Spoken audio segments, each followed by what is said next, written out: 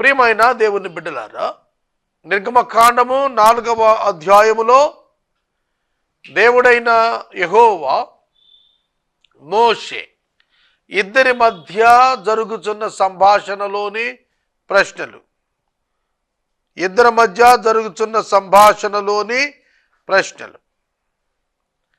మోషే దేవునితో మాట్లాడుతూ అడుగుతున్నాడు, ప్రభువా, నీవు నీ దాసునితో మాట్లాడినప్పుడు నీ దాసుడినైన నేను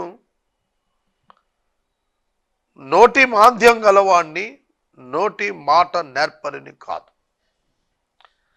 మీకు విషయం చెప్పాలి ఇవాళ. అదేమిటంటే, నేను నేర్పరిని కాను అనుకున్న వాడిని, జాగ్రత్తగా వినాలి, నేను నేర్పరిని కాను అని స్ట్రాంగ్ బిలీఫ్, పరిపూర్ణమైన నమ్మకం ఉన్న వ్యక్తిని దేవుడు సెలెక్ట్ చేసుకుంటాడు. Can you believe that? నేను యేసే పరిష్కారంలో 6500 ఎపిసోడ్స్ పైగా మాట్లాడాను. నేను ఇప్పటికీ చెప్పే మాట ఏమిటంటే, ఐఎమ్ నాట్ వర్ది, నేను నేర్పరిని కాను. I'm not eloquent, I'm not eloquent, I'm not an orator. నాకు నోరు పెగలదు నా వల్ల నేను మాట్లాడాలంటే. నాకు నేర్పరితనం లేదు. ఇప్పటికీ కూడా కొందరు యాడ్స్ ఇస్తూ ఉంటారు. ఈ మధ్యన కూడా లయన్స్ క్లబ్ వాళ్ళు ఒక యాడ్ ఇచ్చారు. అందులో ప్రొఫిషియన్సీ ఇన్ లాంగ్వేజ్, అది ఆ ట్రైనింగ్ ఇస్తాము రమ్మని అప్లై చేద్దాం అనుకున్నాను, కానీ నా వల్ల అవుతుందా అనేది అనుమానం వచ్చింది నాకు. కనుక how to convince the people అనేది తెలుసుకునేట్టు నేర్పించడానికి వాళ్ళ సెమినార్స్ ఉన్నాయి. వాటికి వెళ్దామా అని అనిపిస్తుంది ఒక్కొక్కసారి. ఎందుకంటే ఎంత బాగా మాట్లాడతారు కొందరు. వాళ్ళు మాట్లాడుతుంటే ప్రజలు కన్విన్స్ అయిపోతారు. కనుక నాకు నోటి నేర్పరితనం లేదు, మాట నేర్పరితనం లేదు. మరి నన్ను ఇన్ని వేల ప్రసంగాలు ఎలా చేయించాడు దేవుడు ఇప్పటికీ నాకు అర్థం కాదు. తర్వాత నాకు వేదాంత విద్య లేదు, కానీ బైబిల్ ఎలా నాకు నేర్పించాడో నాకు ఇప్పటికీ అర్థం కాదు.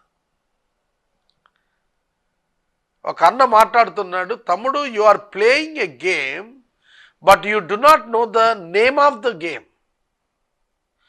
Right, you are playing the game, damn sure, no doubt in it, but you don't know the name of the game which you are playing. That's true. నేను వాక్యం చెబుతున్నాను కానీ I'm not at all eloquent and qualified. ప్రియమైన దేవుని బిడ్డలారా, దేవుని వాక్కు మనం పరిశీలిస్తున్నప్పుడు ఎటువంటి వాడిని వాడుకుంటోంది మీరు ఆలోచన చేయండి. నోటి నేర్పరితనం లేదు అన్నాడు, నోటి మాంద్యం ఉంది అన్నాడు, మాట మాంద్యం ఉంది అన్నాడు. తనకే విశ్వాసం లేదు తన మీద, కానీ దేవునికి అతని మీద విశ్వాసం ఉంది. Please note this. ఒక మనిషికి తన మీద తనకు విశ్వాసం లేకపోతే తాను పని చేయలేడు అని మనకు ఇవాళ ఉన్నటువంటి టాప్ ఎడ్యుకేషనల్ సిస్టమ్స్ అన్ని చెబుతాయి. But God can do a man without having hope on him. God can are able to use him. That's our God. Praise the Lord. అది మన దేవుడు. నేను ఒక మాట అనౌన్స్ చేశాను ఈ ప్రసంగం ముందు. యేసే పరిష్కారంలో పనిచేయటానికి క్రైస్తవ నిరుద్యోగులు వేతనం మీద, ఆసక్తికరమైన వేతనం మీద ముందుకు రండి, మినిస్ట్రీ ఎక్స్పాండ్ చేస్తున్నానని చెప్పాను. వెంటనే డౌట్ ఏంటంటే, యువకుల్లో నేను పనికి వస్తానా? మీకు విషయం తెలుసా?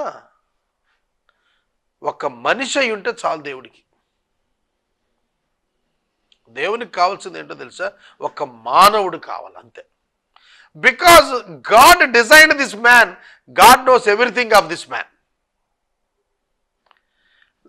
దేవుడు మానవుని చేశాడండి. దేవునికి మానవుడు తెలుసు. అందుకే అంటా నేను, ఏ man is enough for God to use.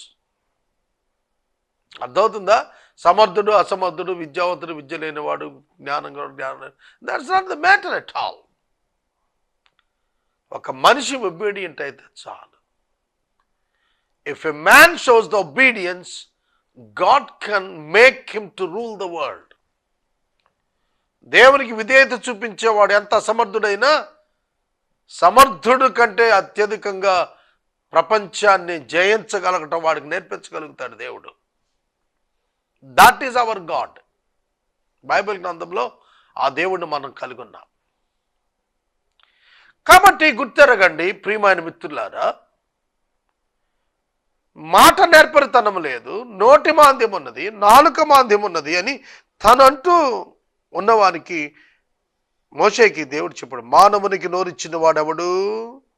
మూగవానిగా, చెవిటివానిగా, దృష్టి గలవానిగా, దృష్టి లేనివానిగా పుట్టించిన వాడెవడు?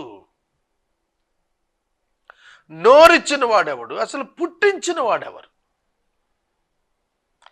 పుట్టించిన వాడెవడు? యెహోవానైన నేనే కదా. Is it not I the lord?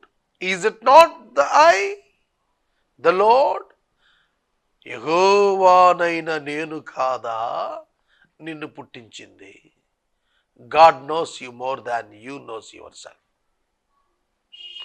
నిన్ను నీవు ఎరిగిన దానికంటే నీ దేవునికి తెలుసు నీ సామర్థ్యం ఎంత ఉన్నదో. He knows the potentiality with in you.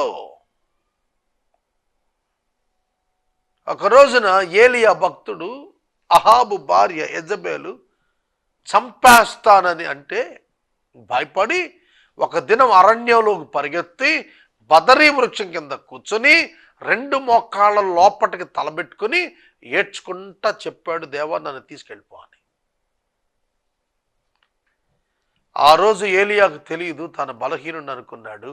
దేవుడు తనను బలపరిచి 40 పగళ్ళు 40 రాత్రులు పరిగెత్తింపచేసి అహాబు రథం మీద వెళ్ళిన దానికంటే ముందుగా రాజ్యంలోకి వెళ్ళేటట్లుగా దేవుడు చేయబోతున్నాడు. నీ శక్తికి మించిన ప్రయాణం ఉన్నది, సిద్ధం కమ్మన్నాడు.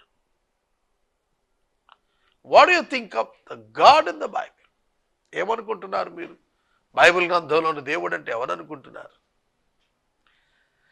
ఒక నిస్సత్తువతో ఒక్క అడుగు వేయుటకు భయపడుతున్న వ్యక్తిని ఎక్కడి నుండి పారిపోయి వచ్చాడు? He ran out from the capital. ఎందుకంటే అక్కడ యెజబెల్ ఉంది.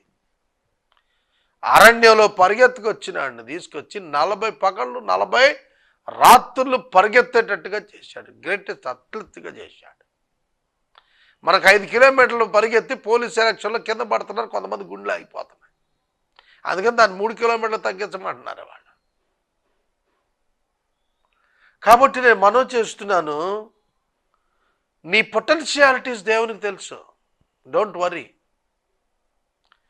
కనుక నిన్ను ఏం చేయాలో, ఎలా వాడుకోవాలో ఏంటో నీ మ్యానుఫ్యాక్చరర్ ఆయనకు తెలియదా? ఒక ట్యూబ్ తయారు చేసిన వాడికి ఎంత ప్రెషర్ ఎయిర్ అందులో ఉంచవచ్చో తెలియదా? ఒక వెజల్ తయారు చేసిన వాడు ఎంత హీట్ బేర్ చేస్తుందో అది తెలియదా? దాని కెపాసిటీ నిర్ణయించింది అతడే కదా. కనుక ఎవరితో మాట్లాడుతున్నావు మోషే నువ్వు? నిన్ను పుట్టించిన వాడినైనా నాతో మాట్లాడుతున్నావా? నీ గురించి, నీ శరీరం గురించి, నీ నోటిని గురించి, నీ మాటను గురించి. కానీ దేవుడు ఎంత ప్రేమ గలవాడంటే, బట్ హీ ఆనర్డ్, అతన్ని గౌరవించి అతని యొక్క భయాన్ని ఆయన తెలుసు ఆయనకి అది అడ్డు కాదని. అయినా కూడా 2వ ప్రశ్న అడుగుతున్నాడు. చాలా అద్భుతం ఇది. 14వ వచనం చదువుతాను. ఆయన మోషే మీద కోపడ్డాడు.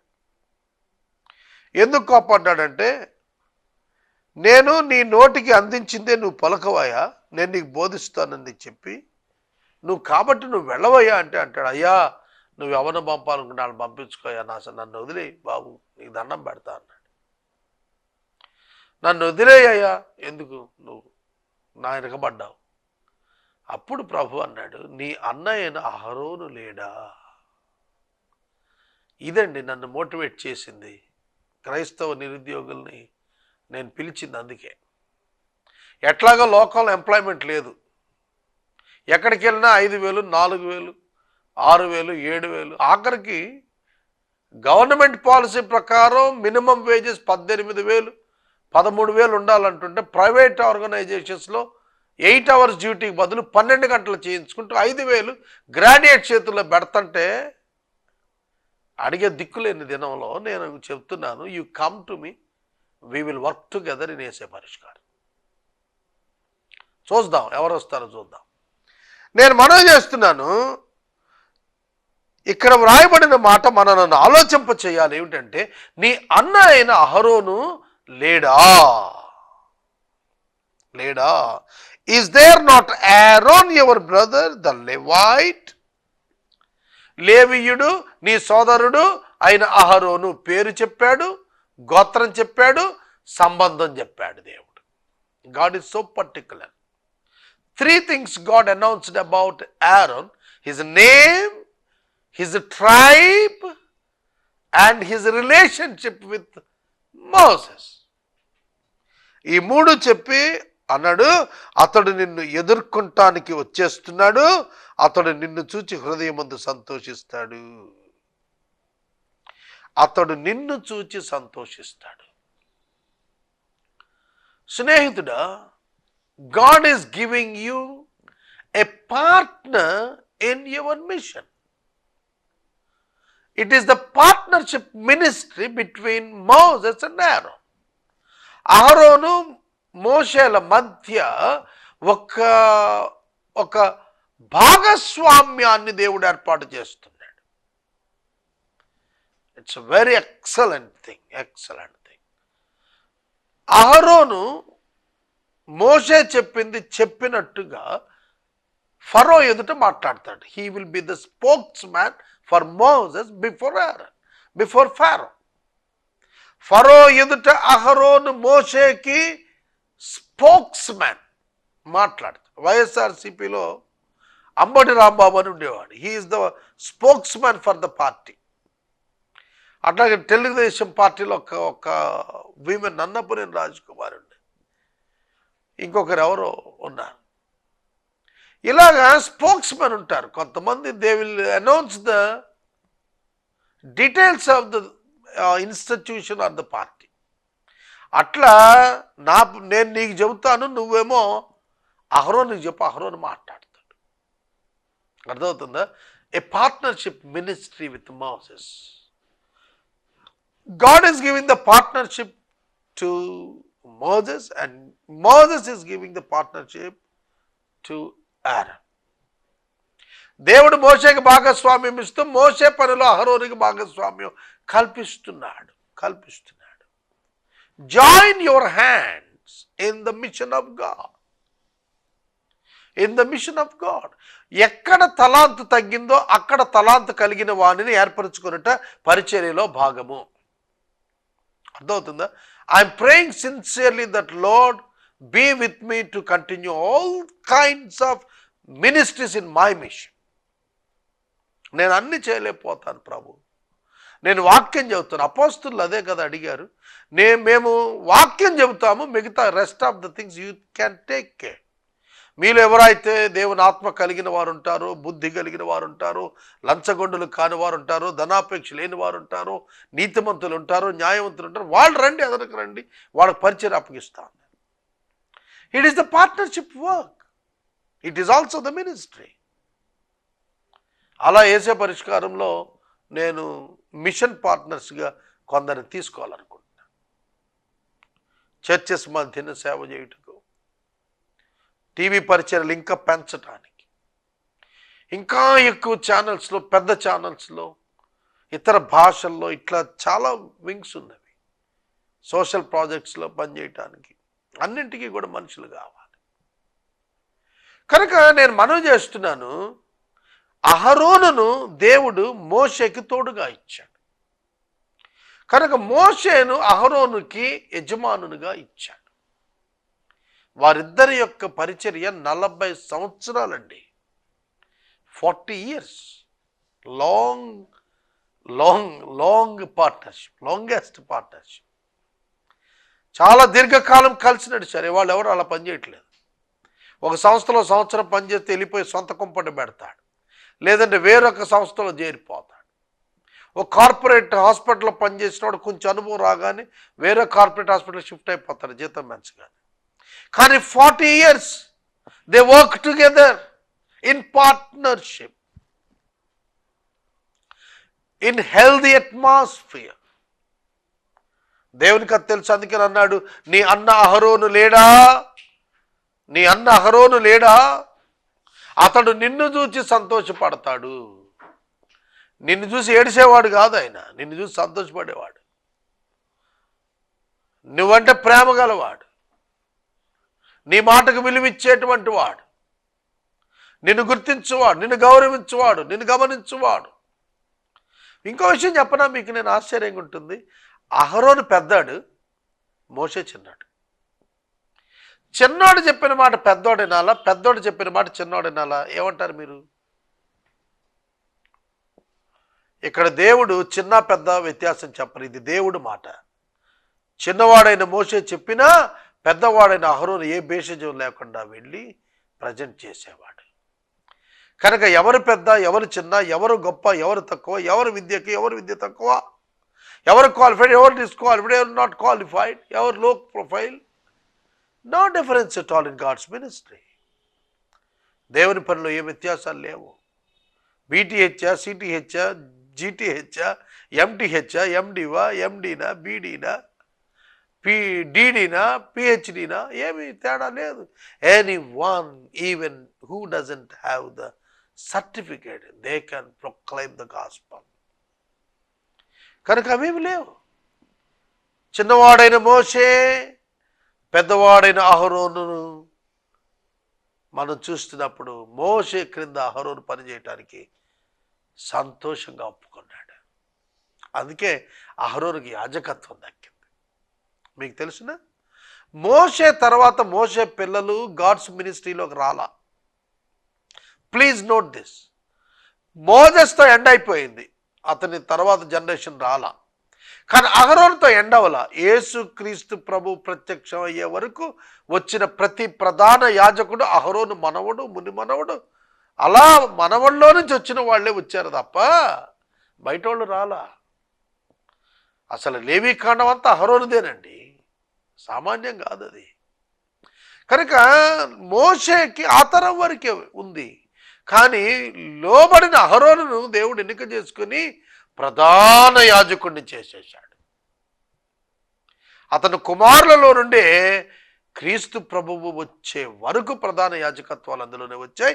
జకర్యా అహరోను తరగతి చొప్పున అబియా కుటుంబం నుండి వచ్చినటువంటి వాడు. బాప్తిస్మం ఇచ్చే యోహాను అతనికే పుట్టాడు, లేవీయుడు. కనుక నేను మనవి చేస్తున్నాను, దేవుని యొక్క వాక్యాన్ని ధ్యానం చేస్తున్నప్పుడు అనేక నూతన విషయాలు మనకు నేర్పించబడుతున్నాయి పరిశుద్ధాత్మని చేత. కనుక don't look at the age barrier, don't look at the qualification barrier, don't look at the talents barrier. Work with unity and work with love. ప్రేమతో, ఐక్యతతో కలిసి పని చేసినప్పుడు గొప్ప ఫలితాలు ఉంటాయి.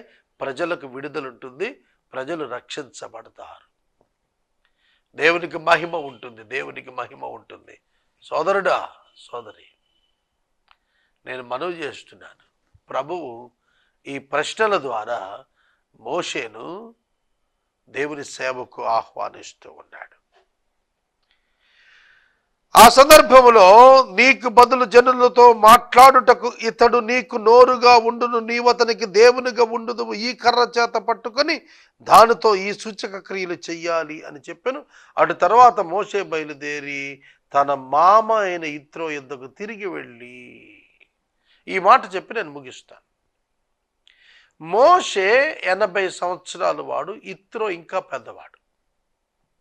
ఒక 100 అనుకుందామా పోనీ ఉదాహరణగా, ఎందుకంటే సిప్పోరా అని కన్నాడు కదా. సిప్పోరా 7 కుమార్తెలో పెద్ద కుమార్తె కాబట్టి సిప్పోరా ఏడుగురు కుమార్తెలు నీళ్లు పట్టుకోటానికి వచ్చారంటే they are nothing but the majors. ఎవరు కన్యకలే, పెద్ద పిల్లలే. కాబట్టి ఇంచుమించుగా మనం ఎట్లా ఎస్టిమేట్ చేసినా కూడా 20 అబవ్ ఇయర్స్ ఉంటాయి. 100 ఇయర్స్ అనుకుందాం. మోషేని దేవుడు పిలిచినప్పుడు మోషే అహరోనును తాను కలుసుకున్న తరువాత బయలుదేరి తన మామ అయిన ఇత్రో యొద్దకు వెళ్ళాడు. 40 ఇయర్స్ అతనితో కలిసి పనిచేశాడు. అందుకే అతని దగ్గరికి వెళ్ళి, నీ సెలవైతే నేను బయలుదేరతాను, నా బంధువుల దగ్గరికి పొమ్మన్నాడు ప్రభువు, నేను వెళ్తాను, వాళ్ళు ఉన్నారు, సజీవులై ఉన్నారు లేదా చూస్తాను అని చెప్పి అన్నాడు. దానికి ఇత్రో క్షేమముగా వెళ్ళాము, గో ఇన్ పీస్.